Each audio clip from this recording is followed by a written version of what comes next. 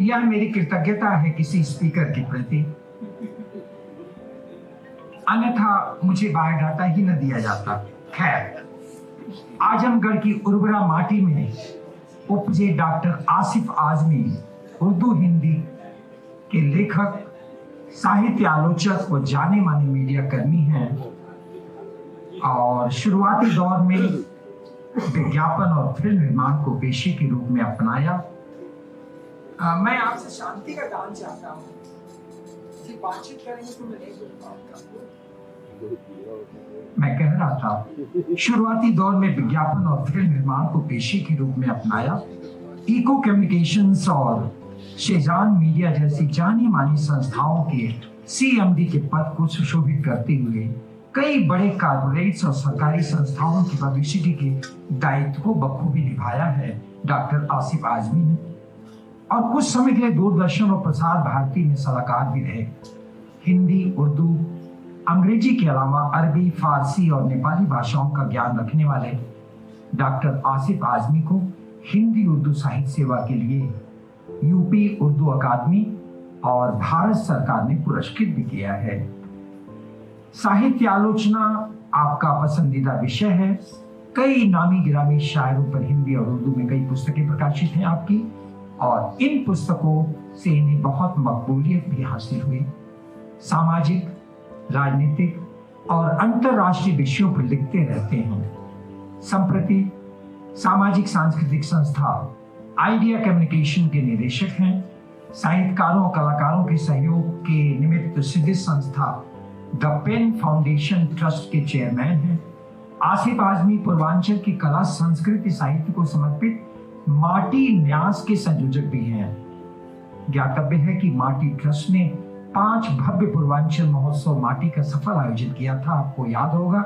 और इसी माटी ट्रस्ट ने हिंदी, उर्दू, अवधी और भोजपुरी के कवियों की जीवनी रचनाओं पर आधारित एक काव्य संग्रह प्रकाशित भी किया है, जिसमें जनाब आसिफ अली की भूमिका महत्वपूर्ण है। माटी के महायोद्धा पुस्तक पूर्वी उत्तर प्रदेश के 192 प्रमुख स्वतंत्रता संग्राम सेनानियों के जीवन वृत्तांत है, और यह आसिफ आजमी का अपनी तरह का पहला काम है। राष्ट्र के लिए समर्पित एक नेक दिल इंसान, एक सच्चे भारतीय की समीक्षा इस आयोजन की नई ऊंचाई प्रदान करेगी, यही मानना है हमारी। बड़े ही अदब के साथ आमंत्रित करूंगा जनाब आसिफ आजमी को।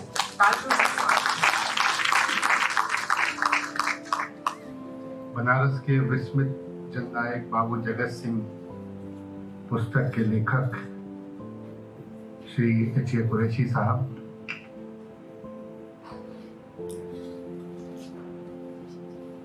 जगत सिंह परिवार के सदस्य, कार्यक्रम के संयोजक, संचालक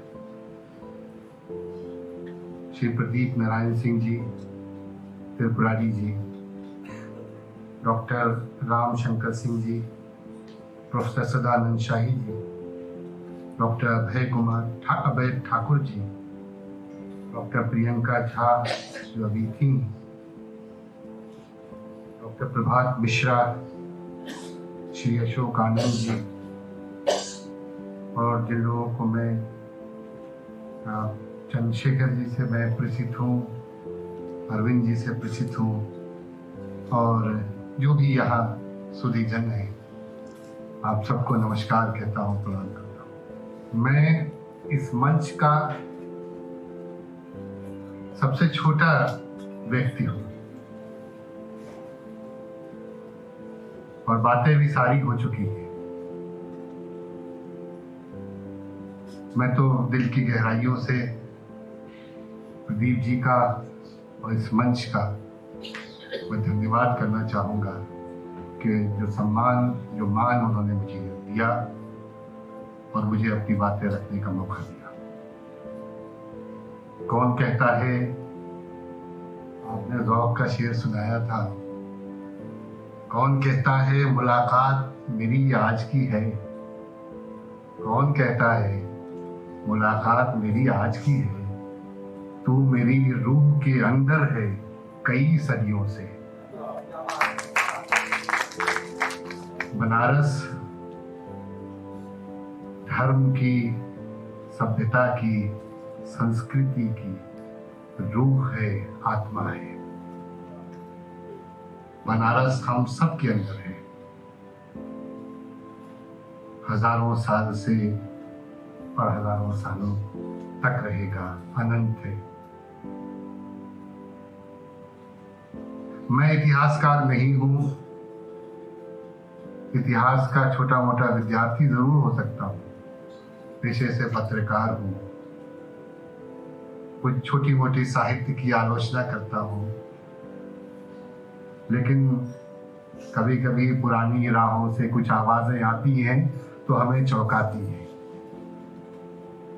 तो आज पुरानी राहों से जो आवाज आई है, बाबू जगत सिंह के नाम से इस किताब की, उस किताब ने हमें चौंकाया है।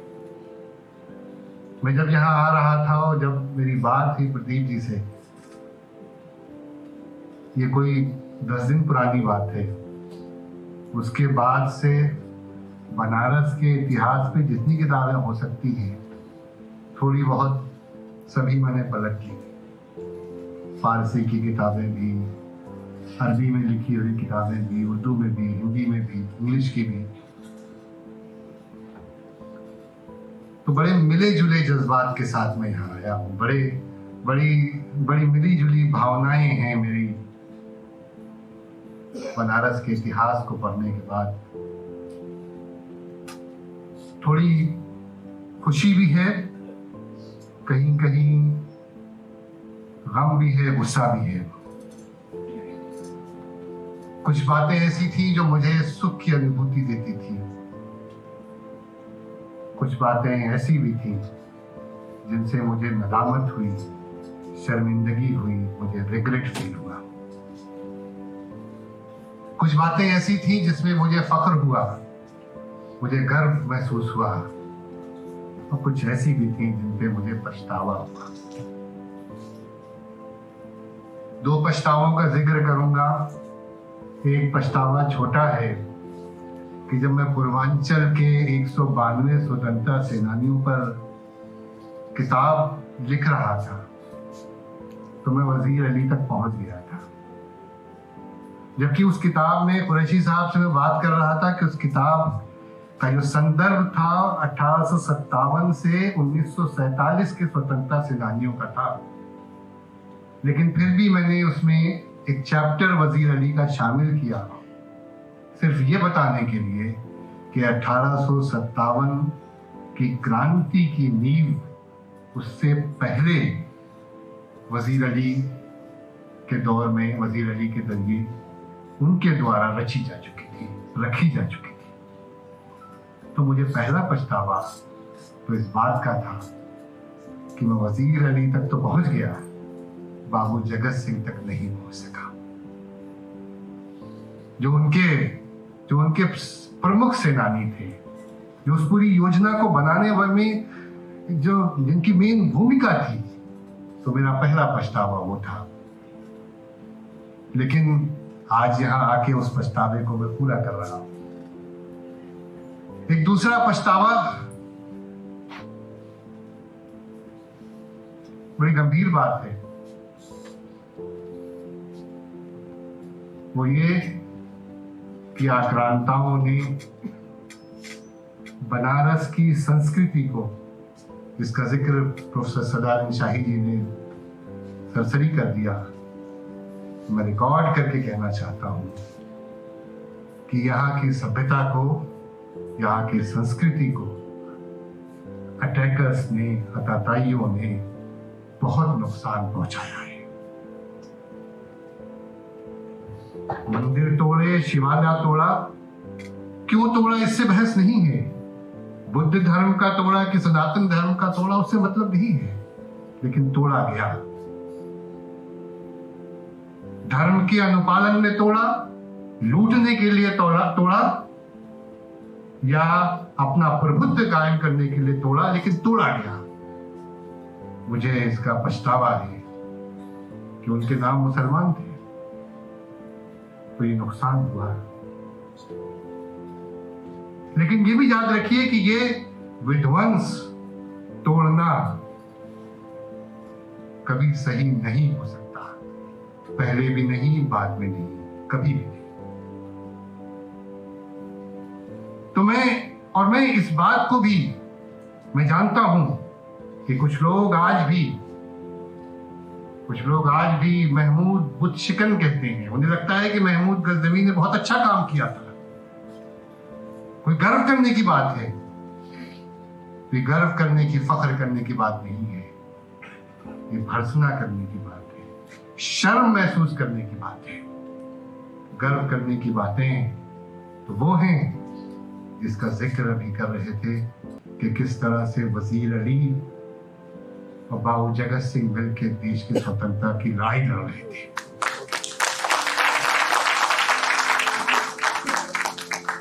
गर्व करने की तो बात यह है कि किस तरह से काम के मुसलमान ने बाबू जगत सिंह को इतिहास के पन्नों से झाड़ फूंक कर निकाला जनाब चे कुरैशी साहब को।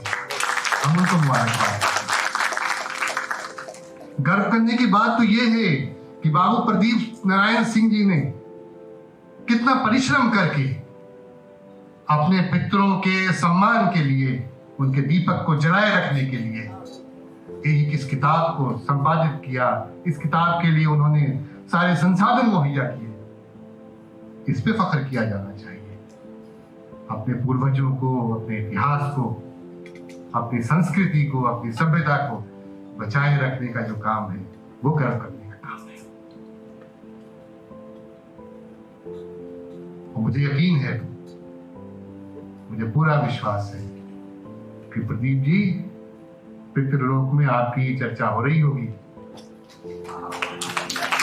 सारी आत्माएं प्रसन्न होंगी। मैं थोड़ी सी, मुझे पता है मेरा समय कितना है और मैं आपको पता है कि मैं समय का बहुत ध्यान रखता हूं। पर दो बातें इस किताब पे, कि किताब आई तो इससे दो बातें तो क्लियर हो गई। पहली ये कि कनिंगम के सर पर सारनाथ की खोज का जो सेहरा बांधा जाता है वो गलत है। खोज चाहे जिस वजह से भी हो, जिसका जिक्र आया कि वो संयोग से पहुंच गए हों, लेकिन 1857 में उसकी खोज और खुदाई शुरू हुई थी। तो मैं तो पत्रकार हूं, थोड़ा अतिशयोक्ति हो जाए तो मेरे ऊपर चढ़ भी जाएगा ना। आजकल तो जमाना दूसरी का है, तो मैं बोल देता हूं कि कनिंगम तो बेईमान था। वो तो बेईमान था। जो बर्तन मिल चुके थे, जो 2 वेसल मिल चुके थे, वो बाद में उसी को वापस रख के कहता है कि साहब देखिए आज मिला है मेरे हाथों से, मैंने इसको ढूंढ के निकाला है। जो जेवरात, जो जवाहरात मिले थे वो भी गायब हो गए। वो कहां गए? किसने चुराया था उसे? पोटर डंगन लिख के जाता है कि भैया यहां तो सारी चीजें आ चुकी हैं। तो पहली बात तो यह कि सारनाथ की खोज का सेहरा अगर किसी के ऊपर है तो बाबू जगत सिंह के ऊपर है। दूसरी बात, और जो बात हुई ना कि वो न सिर्फ ये कि उन्होंने वो चोरी की, बेईमानी की, इतिहास के साथ बेईमानी की, बल्कि उन्होंने बर्बाद किया। वो गाजीपुर का जिक्र आया कि वहां पुल बना, वहां इस्तेमाल किया। यहाँ उन्होंने वरना नदी के अंदर 40, तो इतिहास का पार्ट है कि वो 40 इतने आर्काइवल वैल्यूज के जो स्टोन थे, जो स्टोन थे, वो जाके डाल दिए सिर्फ बहाव को, जो कटान को रोकने के लिए। दूसरी बात जिसको छुपा लिया गया, वो शायद इस वजह से छुपा लिया गया कि हो सकता है कि 2 रीजन हो सकते हैं। एक तो ये भी सुधाकर जी ने इसकी बात की कि इतना इस जननायक को रियल हीरो न बना दिया जाए, तो ये रीजन हो सकता है। और ये भी हो सकता है कि आम लोग थोड़ा डर गए हों, थोड़ा भयभीत हो गए हों कि सरकार की निगाहें इन पर टिकी हैं। तो हो सकता है कि आम लोगों ने उस रिकॉर्ड को नहीं रखा। लेकिन ये भी हो सकता है कि वो सारे रिकॉर्ड अंग्रेजों ने, और ये बात मिलती है कि वो सारे रिकॉर्ड ले आके अंग्रेजों ने जला दिए, लेटर्स को जला दिया। तो ये भी हो सकता है कि अंग्रेज भयभीत हो और इसीलिए जिसका जिक्र आया कि वो उनको इतनी दूर सेंट हेलेना भेज दिया गया। तो जो दूसरी बात जो इस किताब से साफ हुई वो ये कि स्वतंत्रता आंदोलन की नींव रखने वालों में, और जिसको मंसूबा बना के प्लानिंग के साथ, वरना उससे पहले वो चेत सिंह वाला इंसिडेंट हो चुका था जब यहाँ सारे बनारस के लोग निकल के आए थे। लेकिन ये जो इंसिडेंट था 17 जनवरी 1799, 14 जनवरी 1799 वाला, वो तो प्लानिंग के साथ था। तो ये पहला कहा जाए कि पहली जो क्रांति थी उसका बिगुल बजाने वाले बाबू जगत सिंह और वजीर अली थे। मैं सोच रहा था कि इस किताब को देखते हुए, बनारस की बात हो रही है, तो अपनी बात खत्म करूंगा कि ये इस किताब से हमें संदेश क्या मिलता है। जिस संदेश की बात मुझसे पहले वक्ताओं ने किया और वरिष्ठ लोगों ने किया, मुझसे ज्यादा विद्वान लोगों ने किया, कि यहाँ की जो संगम वाली संस्कृति है, जो कॉन्फ्लुएंस वाली संस्कृति है, जिसमें धर्म भी है, अनेकों संस्कृतियां भी हैं, वो सब आके कहीं ना कहीं मिल जाती है। तो वो संदेश था जो वजीर अली और बाबू जगत सिंह के द्वारा जो क्रांति की गई, उसका संदेश था। बनारस का ये पैगाम, ये संदेश दूर दूर तक जाना चाहिए।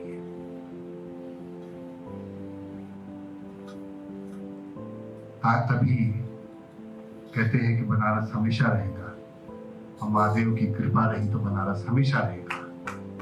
लेकिन बनारस अपने संदेश के साथ हमेशा रहना चाहिए। एक दो बातें और जो आज के इस मंच से कही जानी चाहिए, वो एक तो जिसकी डिमांड बहुत दिनों से चल रही है कि एसआई अपने रिकॉर्ड्स को दुरुस्त करे। जो गलतियां हो चुकी हैं वो बहुत बड़ी गलती है। समय आ गया है कि एसआई अपने रिकॉर्ड को पूरी तरह से दुरुस्त कर दे। एक और बात भारत सरकार से ये भी अपेक्षित है कि जो ब्रिटिश म्यूजियम से और ब्रिटिश लाइब्रेरी से डॉक्यूमेंट्स मंगाते हैं और जिस पे प्रदीप जी ने 20 लाख से ज्यादा रुपए खर्च कर दिए फॉन्ट्स में पे करने के लिए, तो कोई एक ऐसा सिस्टम भी होना चाहिए भारत का, ऐसा कोई लेन देन का कोई ऐसा सिस्टम बन जाना चाहिए ताकि यहाँ के रिसर्चर्स वहाँ के दस्तावेजों से काम ले सके और वहाँ के लोग यहाँ के दस्तावेजों से काम ले सके। ये दो प्रमुख बातें हैं जो इस मंच से जिसका संदेश जरूर जाना चाहिए। मैं जब यहाँ आ रहा था तो सौरभ शुक्ला जी एक बड़े कलाकार हैं, उन्होंने किसी कैंटीन का जिक्र किया था। उन्होंने कहा कि उस कैंटीन में आप जाइएगा, वहाँ लिखा हुआ है कि यहाँ बहुत ज्ञानी हैं, आप ज़्यादा ज्ञान की बातें न करें। मुझे नहीं मालूम था कि वो उस कैंटीन के पास मुझे भेजने का वो आमंत्रण था, प्रलोभन था, ये चेतावनी। मैं उसको चेतावनी मानता हूँ और अपनी बात खत्म कर